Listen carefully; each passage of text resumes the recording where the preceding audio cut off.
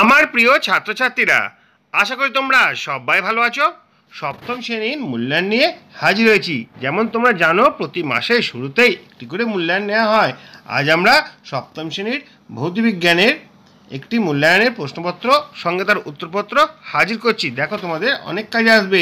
যদি ভিডিওটা ভালো লাগে, লাইক, কমেন্ট, শেয়ার করবে। চ্যানেলে যদি নতুন থাকো, চ্যানেলটা সাবস্ক্রাইব করে পাশে থাকা বেল আইকনটা বাজিয়ে দেবে, যাতে আমার তৈরি পরবর্তী ভিডিওগুলো সবার আগে তোমার কাছে পৌঁছায়। চলো প্রশ্নপত্র দেখে নিই। সপ্তম শ্রেণীর মূল্যায়ন, জুন 2025। বিষয় ভৌতবিজ্ঞান, পূর্ণমান 30, সময় 60 মিনিট। প্রতিটি প্রশ্নের উত্তর দাও। 10 × 3 = 30। 10টা কোশ্চেন আছে, 3 নম্বর করে 30 নাম্বার। দেখো, প্রথমে আমরা কোশ্চেনগুলো দেখব, তারপর উত্তরগুলো বুঝে নেব। প্রথম প্রশ্ন, শক্তি বলতে কি বোঝো? শক্তির নিত্যতা সূত্রটি লেখো। পরিবেশ বান্ধব শক্তির বৈশিষ্ট্যগুলি কি কি? 3 নম্বর, পরিবেশ বান্ধব শক্তির প্রয়োজনীয়তা উল্লেখ করো। 4 নম্বর, জনসংখ্যার সঙ্গে কোন কোন বিষয় সরাসরি যুক্ত? 5 নম্বর, কয়লা বা খনিজ তেলের ভাণ্ডার একদিন শেষ হয়ে যাবে, কেন? কোথায় কখন ডিল করে প্রথম পেট্রোলিয়াম উৎপাদন শুরু হয়? 6 নম্বর প্রশ্ন, জ্বালানির হাত থেকে বাঁচতে আমাদের কি কি করা উচিত? জীবাশ্ম জ্বালানির হাত থেকে বাঁচতে আমাদের কী করা উচিত? 7 নম্বর প্রশ্ন, সৌরশক্তি বলতে কী বোঝো? এর একটি ব্যবহার উল্লেখ করো। 8 নম্বর, কোথায় বায়ুশক্তি উৎপাদন করা সম্ভব? আমাদের রাজ্যে কোথায় বড় বড় বায়ুকল দেখতে পাওয়া যায়? 9 নম্বর প্রশ্ন, বায়ুপ্রবাহের শক্তি ব্যবহার করলে কি কি সুবিধা হতে পারে? আর 10 নম্বর প্রশ্ন, শক্তি সংকটের সম্ভাব্য সমাধান আলোচনা করো। দেখো, এই 10টা প্রশ্নের উত্তর নিয়ে হাজির হচ্ছি। দেখো, উত্তরগুলো পরপর তোমাদের সামনে পড়ে দিচ্ছি। ওখানে প্রথম কোশ্চেন ছিল, শক্তি বলতে কি বোঝো? শক্তির নিত্যতা সূত্রটি লেখো। উত্তরটা এমন আছে, কোনো সজীব বা জড়বস্তুর কাজ করার সামর্থ্যকেই শক্তি বলা হয়। শক্তি নিত্যতা সূত্র, শক্তিকে সৃষ্টি বা ধ্বংস করা যায় না। শক্তি কেবলমাত্র এক রূপ থেকে অন্য রূপে রূপান্তরিত হয়। তারপরের কোশ্চেন হচ্ছে, পরিবেশ বান্ধব শক্তির বৈশিষ্ট্যগুলি কি কি? পরিবেশ বান্ধব শক্তির বৈশিষ্ট্যগুলি হলো, এটি সহজলভ্য হবে, এটি বারবার ব্যবহার করা যাবে, পরিবেশ দূষণ সৃষ্টি করে না, আর নিঃশেষ হয়ে যাওয়ার সম্ভাবনা কম। 3 নম্বর প্রশ্ন ছিল, পরিবেশ বান্ধব শক্তির প্রয়োজনীয়তা উল্লেখ করো। উত্তরটা এমন হবে, দেখো, পৃথিবীতে প্রচলিত শক্তির উৎস হিসেবে জীবাশ্ম জ্বালানির পরিমাণ ধীরে ধীরে কমে আসছে। এছাড়াও প্রচলিত শক্তি দ্বারা পরিবেশে প্রচুর পরিমাণে দূষিত হচ্ছে।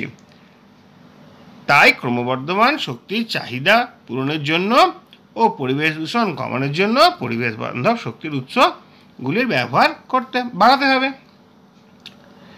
বেশ, 4 নম্বর প্রশ্ন ছিল, জনসংখ্যার সঙ্গে কোন কোন বিষয় সরাসরি যুক্ত? উত্তর দেখো, জনসংখ্যার সঙ্গে যে সকল বিষয় সরাসরি যুক্ত তা হলো, আরও বেশি খাদ্য উৎপাদন করতে হবে, আরও বেশি বাসস্থান নির্মাণ করতে হবে, আরও বেশি পরিবহন ব্যবস্থা করতে হবে, আর আরও বেশি আধুনিক সুখ স্বাচ্ছন্দ্য করতে হবে। যত জনসংখ্যা বাড়বে, তত এই বিষয়গুলোরও বাড়তে হবে। এরপরে গিয়ে দেখো, কয়লা বা খনিজ তেলের ভাণ্ডার একদিন শেষ হয়ে যাবে, কেন? কোথায় কখন ড্রিল করে প্রথম পেট্রোলিয়াম উৎপাদন শুরু হয়? উত্তরটা এমন হয়ে লেখা আছে, দেখো, এই সম্পদ তৈরি হতে যতদিন সময় লেগেছে তার চেয়ে কম সময়ে মানুষ খরচ করে ফেলেছে তার অধিকাংশ। এভাবে একদিন শেষ হয়ে যাবে মাটির তলায় কয়লা বা খনিজ তেলের ভাণ্ডার। 1859 সালে আমেরিকা মহাদেশে প্রথম ডিল করে পেট্রোলিয়াম উৎপাদন শুরু হয়। নেক্সট কোশ্চেন হচ্ছে, জীবাশ্ম জ্বালানির হাত থেকে বাঁচতে আমাদের কি কি করা উচিত? উত্তরে দেখো, জীবাশ্ম জ্বালানি দহনের ফলে পরিবেশ ক্রমাগত দূষিত হচ্ছে, তাই পরিবেশকে বাঁচাতে নিম্নলিখিত প্রতিকারগুলি মেনে চলতে হবে। 1 নম্বর, যথাসম্ভব জীবাশ্ম জ্বালানির ব্যবহার কমিয়ে তার পরিবর্তে অপ্রচলিত বা নবীকরণযোগ্য পরিবেশ বান্ধব শক্তির ব্যবহার করতে হবে। 2 নম্বর, বনসৃজন গড়ে তুলতে হবে। 3 নম্বর, এলপিজি সিএনজির ব্যবহার বাড়াতে হবে।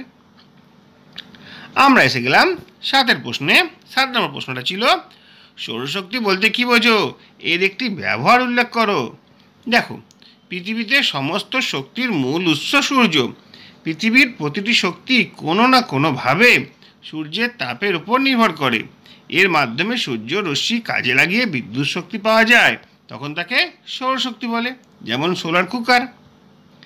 8 প্রশ্নটা দেখো, কোথায় বায়ুশক্তি উৎপাদন করা সম্ভব? আমাদের রাজ্যে কোথায় বড় বড় বায়ুকল দেখতে পাওয়া যায়? দেখো উত্তরটা আমার লেখা রয়েছে, সমুদ্র উপকূলের মতো ফাঁকা জায়গায় তীব্র বেগে বয়ে যাওয়া বায়ুর সামনে স্তম্ভের উপরে চওড়া ফলকযুক্ত পাখা বসিয়ে ঘুরন্ত পাখার সঙ্গে ডায়নামো সাহায্যে বিদ্যুৎ উৎপাদন করা হয়। আমাদের রাজ্যে বকখালিতে বড় বড় বায়ুকল দেখতে পাওয়া যায়। 9 প্রশ্নটি দেখো, বায়ু প্রবাহের শক্তি ব্যবহার করলে কি কি সুবিধা হতে পারে? বায়ু প্রবাহের শক্তি ব্যবহার করলে আমাদের যে সুবিধা হতে পারে তা হলো, বায়ুর কোনো অভাব নেই, একবার বায়ুকল বসালে দীর্ঘদিন চলবে, আর কি যে সমস্ত জায়গায় দূর থেকে তার সংযোগ করে বিদ্যুৎ আনা সম্ভব নয় সেখানে বায়ুর শক্তির উপর নির্ভর করা যেতে পারে। আমরা এসে গেলাম 10 নম্বর প্রশ্নে।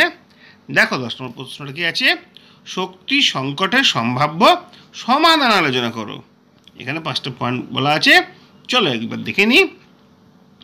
জ্বালানির খরচ কম হয় এমন যন্ত্র তৈরি করতে হবে, বিকল্প জ্বালানির ব্যবহার বৃদ্ধি করতে হবে, অপ্রচলিত শক্তির ব্যাপক ব্যবহার করতে হবে, আমোদ প্রমোদে অতিরিক্ত পরিমাণ শক্তির যথেচ্ছ ব্যবহার অবিলম্বে বন্ধ করতে হবে, আর সাইকেলের মতো পরিবহন যার মধ্যে জ্বালানি লাগে না এমন পরিবহন আরও বেশি ব্যবহার করতে হবে।